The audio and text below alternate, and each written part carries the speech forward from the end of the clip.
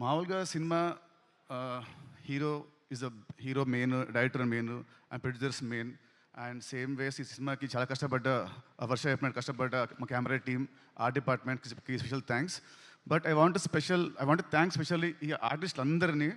ఎందుకంటే 80 days ఫారెస్ట్లో, దాంట్లో 30-40 నైట్స్ ఉంటాయి, 40-50 డేస్ ఉంటాయి.